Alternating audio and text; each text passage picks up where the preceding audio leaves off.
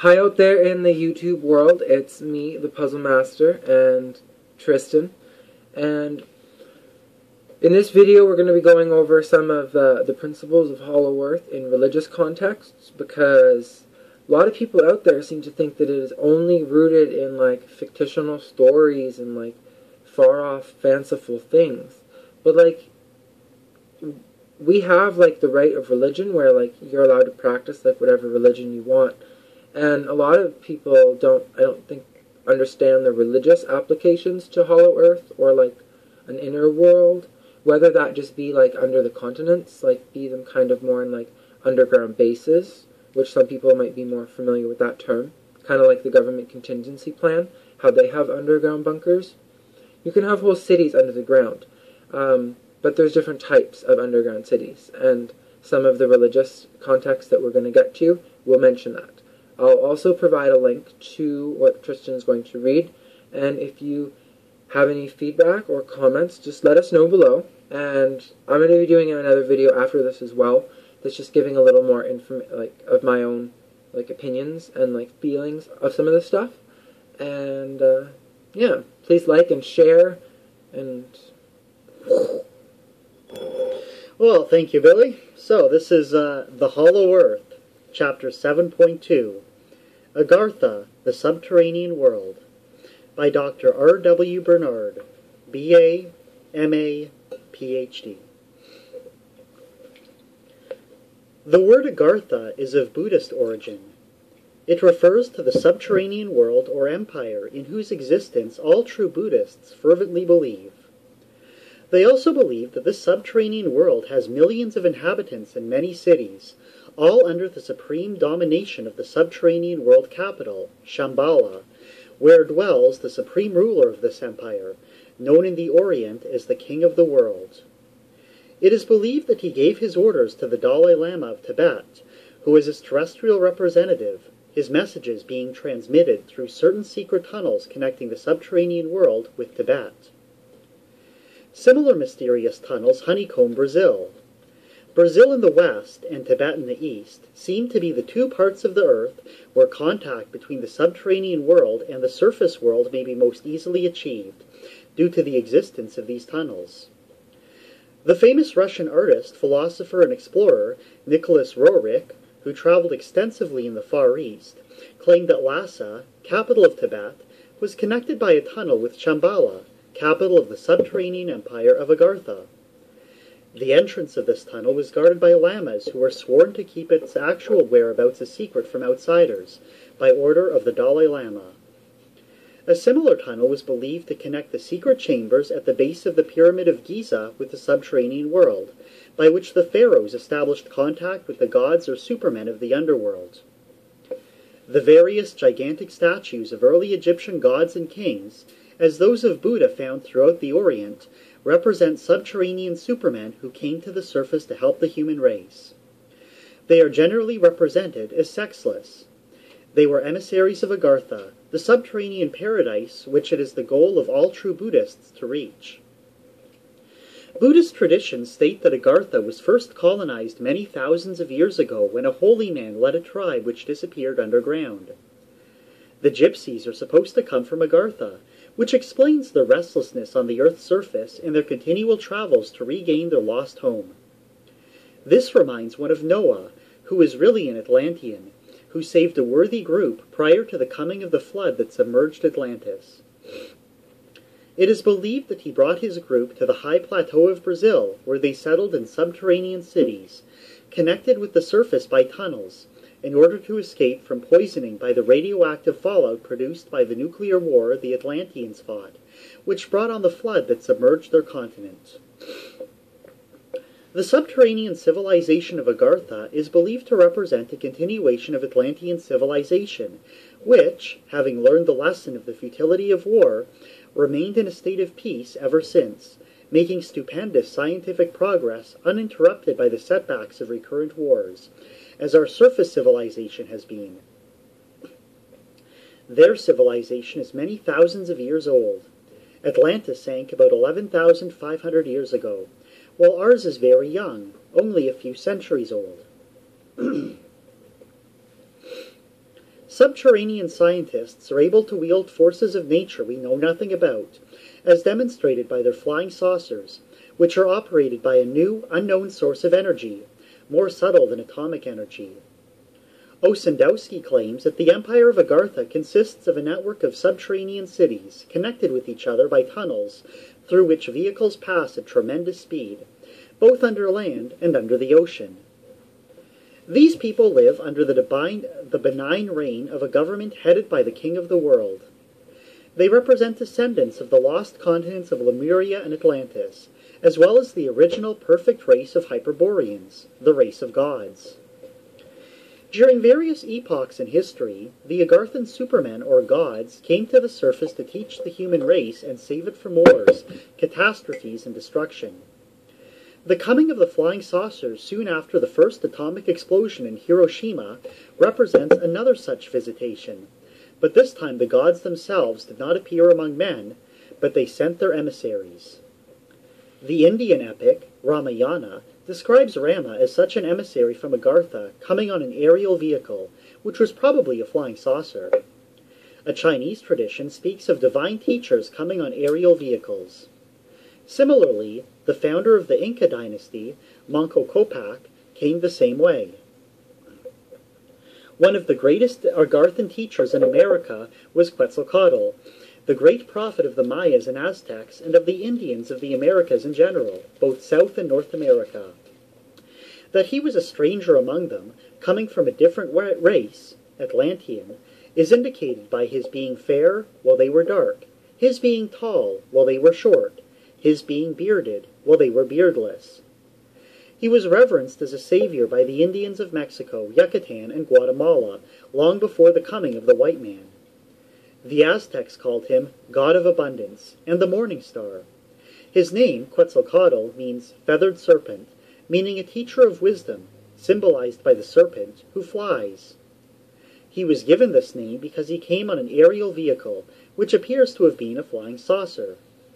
He probably came from the subterranean world, because after he remained some time with the Indians, he mysteriously vanished the same way as he came, and was believed to have returned to the subterranean world from which he came. Quetzalcoatl is described as having been a man of good appearance and grave countenance, with a white skin and beard, and dressed in a long flowing white garment. He was also called Huaymac, because of his great goodness and countenance. He taught the Indians the way of virtue, and tried to save them from vice by giving them laws and counsel to restrain them from lust and to practice chastity. He taught pacifism and condemned violence in all forms. He instituted a vegetarian diet, with corn as a principal food, and taught fasting and body hygiene. According to the South American archaeologist Harold Wilkins, Quetzalcoatl was also the spiritual teacher of the ancient inhabitants of Brazil. After remaining some time with the Indians, and seeing how little they cared to follow his teachings, except his recommendation to plant and eat corn as a basic food in place of meat, Quetzalcoatl departed, telling them that someday he would return. That this visitor from heaven left the same way in which he came, on a flying saucer, is indicated by the following facts. When Cortez invaded Mexico, the Emperor Montezuma believed that the predicted return of Quetzalcoatl had occurred, because a fireball then gyrated over Mexico City, making the people wail and scream, setting the temple of the war of God on fire. This fireball was believed to have been the flying saucer on which Quetzalcoatl traveled. Osiris was another such subterranean god. According to Donnelly, in his book, Atlantis, the Antediluvian World, the gods of the ancients were the rulers of Atlantis and members of a superhuman race which governed the human race. Before the destruction of their continent, which they foresaw, they traveled by flying saucer through the polar opening to the subterranean world in the hollow interior of the earth, where they continue to live ever since. The Empire of Agartha, wrote Ossendowski in his book Beasts, Men, and Gods, extends through subterranean tunnels to all parts of the world.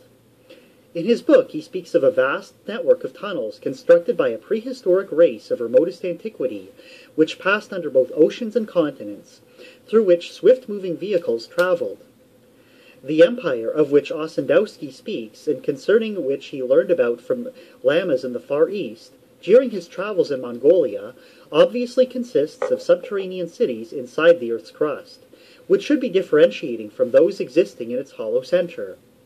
Thus there are two subterranean worlds, one more superficial and one in the center of the Earth. Huguenin, whose book on flying saucers and the subterranean world we previously mentioned, believes that there exist many subterranean cities at various depths, between the Earth's crusts and its hollow interior.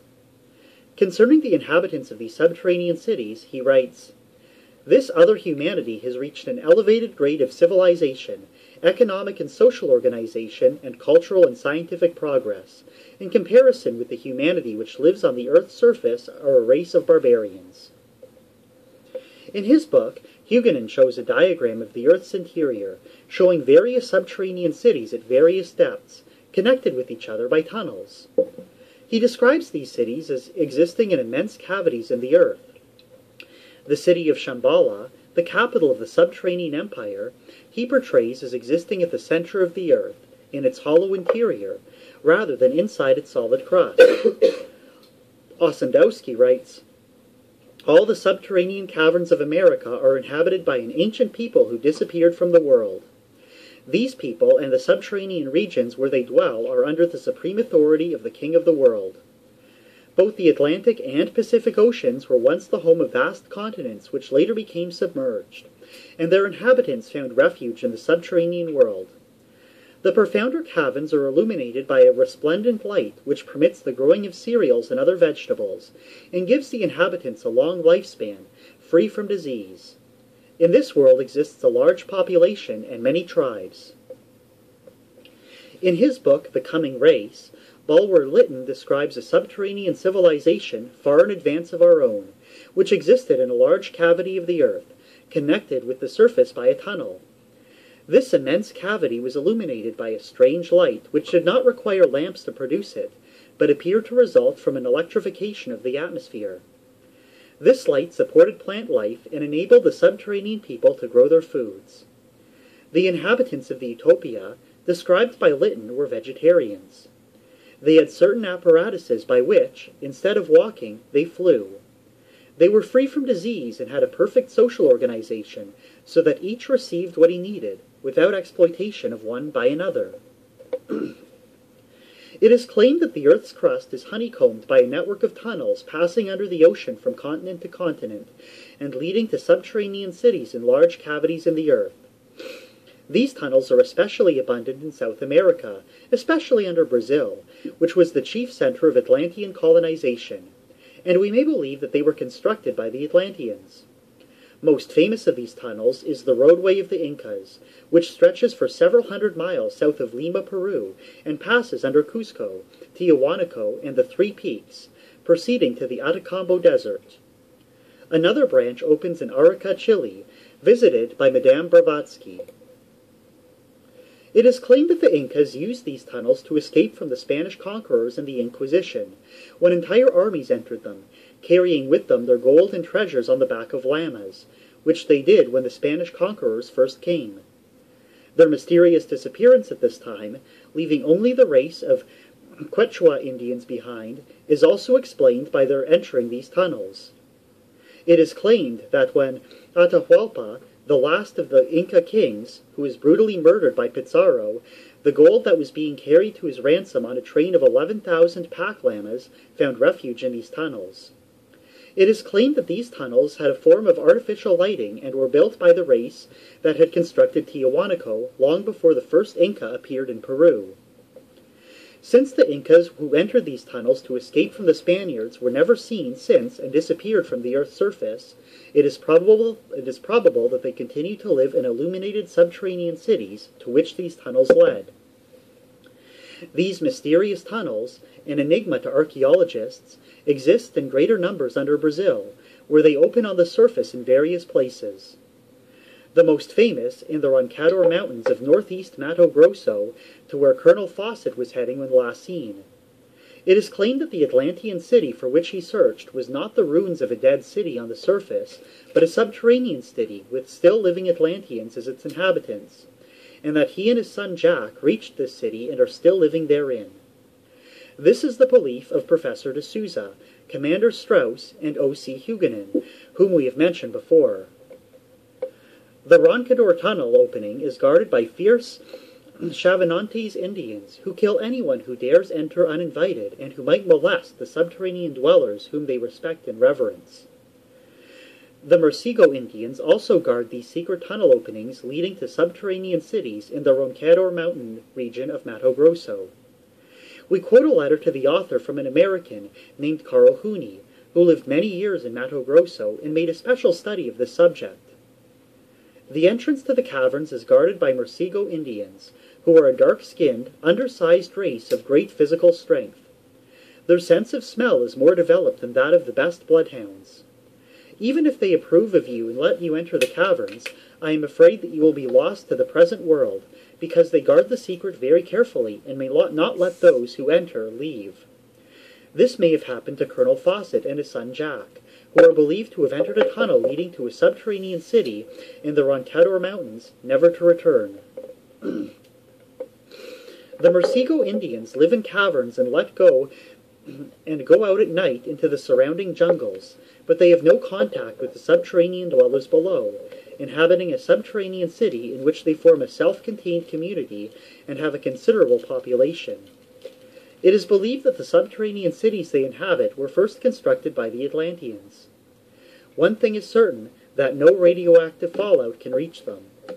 No one knows whether those who live in these ancient Atlantean subterranean cities are Atlanteans themselves, or others who settled there after their original builders were gone.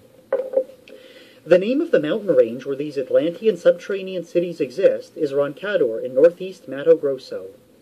If you go in quest of these subterranean cities, take your life in your own hands, as you may never be heard of again, like Colonel Fawcett. When I was in Brazil, I heard a lot about the underground caverns and subterranean cities. They are, however, a long way from Cuiabá. They are near the Rio Araguaia, which empties into the Amazon. They are to the northeast of Cuiabá, at the foot of the tremendously long mountain range named Roncador. I desisted to investigate further because I heard that the Mercigo Indians jealously guard the entrance to the tunnels from people who are not sufficiently developed, because they do not want trouble. In the first place, they do not want anyone who is still enmeshed in commercialism and who has a desire for money. There are also caverns in Asia, and Tibetan travelers mention them. But as far as I know, in Brazil are the biggest ones, and they exist at 3 different levels. I am sure I would get permission if I wanted to join them, and they would accept me as one of theirs. I know they use no money at all, and their society is organized on a strictly democratic basis. People do not become aged and live in everlasting harmony. This subterranean utopia, mentioned by Mr. Hooney, now residing in New York, seems to resemble greatly the one described by Bulwer Lytton in his book The Coming Race. Lytton was a Rosicrucian and probably based his novel on occult information concerning existing subterranean cities. The ruins of a number of Atlantean cities were found in northern Mato Grosso and the Amazon territory, indicating that Atlanteans once colonized this country. Some years ago, an English schoolteacher, hearing rumors of a lost Atlantean city on a high plateau in this region, went to find it. He did, but the hardships of the journey cost his life. Before he died, he sent by carrier pigeon a note describing a magnificent city he discovered, whose streets were lined by high gold statues. If the Atlanteans once colonized Brazil and constructed cities in Mato Grosso on its surface, why did they build subterranean cities there? It could not have been to escape the deluge that submerged Atlantis in outlying areas, because Mato Grosso is a high plateau where floodwaters could not have reached. The South American archaeologist, Harold Wilkins, offers another theory, that the subterranean cities were built to escape the radioactive fallout resulting from a nuclear war with which the Atlanteans fought. This seems to be a very reasonable explanation, or otherwise here would be no reason to undergo the great labor of excavating the earth and constructing subterranean cities when the Atlanteans already had magnificent cities on the earth's surface. If and when we are endangered by a nuclear war, We, too, will have to find refuge inside the earth and dwell there in illuminated subterranean cities and produce our foods under this light. It would, of course, be much easier to join existing subterranean cities constructed by the Atlanteans thousands of years ago, who vastly surpassed us in engineering skill, than to construct our own. If friendly contact with subterranean dwellers could be established, when war came, or even before, when radioactive fallout increases beyond the danger point and menaces our survival, it would be to our advantage to contact these subterranean cities and, if we are admitted, to establish residence in them. There is no old age in Agartha and no death. It is a society in which everyone is young-looking, even if many centuries or even thousands of years of age. This seems incredible to surface dwellers exposed to the harmful effects of solar radiation and the auto-intoxication of food poisoning from a wrong diet. The symptoms of old age are not the natural result of the passage of time, nor an assumed aging process, but to adverse biological conditions and habits. Senility is a disease, and since Agarthans are free from disease, they do not grow old. The superior scientific culture of the subterranean people, of which their flying saucers are an evident example, is the result of superior brain development and more energetic brains. This is due to the fact that their vital energies flow up to their brain, rather than being dissipated through the sexual channel as among so-called civilized surface races. In fact, sex indulgence is completely out of their lives. Because of their fruit diet, their endocrines are in a state of perfect balance and harmonious functioning, as in little children, and are not stimulated to abnormal activity by metabolic toxins, as produced by such foods as meat, fowl, fish, eggs, and by such aphrodisiacs as salt, pepper, coffee, tobacco, and alcohol. By keeping their bloodstream pure and free from toxins, the subterranean people are able to live in complete continence, conserving all vital energies and converting them into superior brain power. Their superior scientific achievements result from the fact that their brains are superior to ours in intellectual development. Concerning Agartha, Professor Enrique J. de Souza, president of the Brazilian Theosophical Society and a leading authority on the subterranean world, in his magazine, published an article he wrote, "Does Shangri-La Exist?" from which we quote. Among all races of mankind, back to the dawn of time, there existed a tradition concerning the existence of a sacred land or terrestrial paradise, where the highest ideals of humanity were living realities. This concept is found in the most ancient writings and traditions of the peoples of Europe, Asia Minor, China, India, Egypt, and the Americas. This sacred land, it is said, can be known only to persons who are worthy, pure, and innocent, for which reason it constitutes the central theme of the dreams of childhood. The road that leads to this blessed land, this invisible world, this esoteric and occult domain, constitutes the central quest and master key of all mystery teachings and systems of initiation in the past, present, and future. This magic key is the open sesame that unlocks the door to a new and marvelous world. The old Rosicrucians designated it by the French word vitriol, which is a combination of the first letters of the sentence Vista interiora terrae rectificanado ignis omnia lapidem, to indicate that in the interior of the earth is the hidden, the true mystery.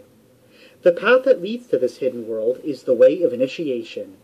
In ancient Greece, in the mysteries of Delphos and Eleusis, the heavenly land was referred to as Mount Olympus and the Elysian fields. Also in the earliest Vedic times, it was called by various names, such as Ratnasanu, Peak of the Precious Stone, Hermadri, Mountain of Gold, and Mount Meru, home of the gods and Olympus of the Hindus. Symbolically, the peak of the sacred mountain is in the sky, its middle portion on the earth, and its base in the subterranean world. The Scandinavian Eddas also mention the celestial city, which was in the subterranean land of Asar of the peoples of Mesopotamia. It was the land of Amenti of the sacred Book of the Dead of the ancient Egyptians. It was the city of 7 petals of Vishnu, and the city of the 7 kings of Edom or Eden of Judaic tradition. In other words, it was the terrestrial paradise. In all Asia Minor, not only in the past but also today, there exists a belief that the existence of a city of mystery full of marvels, which is known as Shambhala, or Shambhala, where is the temple of the gods. It is also the Urdamp of the Tibetans and Mongols. The Persians call it Alberdi, or Aryana, land of their ancestors. The Hebrews called it Canaan, and the Mexicans Tula, or Tolan, while the Aztecs called it Mayapan. The Spanish conquerors who came to America believed in the existence of such a city and organized many expeditions to find it, calling it El Dorado, or City of Gold. They probably learned about it from the Aborigines, who called it by the name of Manoa, or City whose king wears clothing of gold. By the Celts, this holy land was known as Land of the Mysteries, Duat, or Dananda. A Chinese tradition speaks of Land of Shivan, or City of a Dozen Serpents. It is the subterranean world, which lies at the roots of heaven. It is the land of Kelces, or Kalki, the famous Kolkita for which the Argonauts sought when they set out in search of the Golden Fleece. In the Middle Ages, it was referred to as the Isle of Avalon, where the Knights of the Round Table, under the leadership of King Arthur and under the guidance of the magician Merlin, went in search of the Holy Grail, symbol of obedience, justice, and immortality. When King Arthur was seriously wounded in a battle, he requested his companion Belvedere to depart on a boat to the confines of the earth with the following words: "Farewell, my friend and companion Belvedere, and to the land where it never rains, where there is no sickness and where nobody dies.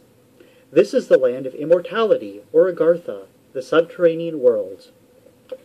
This is the land of Valhalla of the Germans, the Monte Salvat of the Knights of the Holy Grail, the Utopia of Thomas More, the City of the Sun of Campanella, the Shangri-La of Tibet, and the Agartha of the Buddhist world."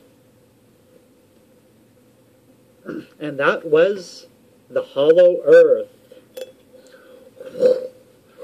Yeah, so thank you if you watched to this point.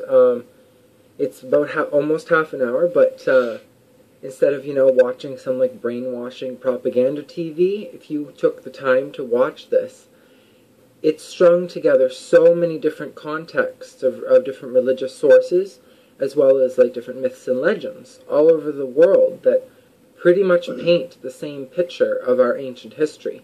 And I think it would be, if anyone out there, and I'm sure more than a few of you are aware of like ancient aliens, then you know that there's all these megalithic sites all over the planet. And there are many like underground subterranean tunnels. Like, what's the one in Turkey? Darren Koyu? Yeah. Something like that. I think it's Darren Koyu, something like that. But there's underground tunnels in Turkey, and that they even have like an ancient alien episode on that. That could house like something like 20,000 people. And that was something that was publicly disclosed. Like, I'm sure anything that's much more advanced than that isn't really public information.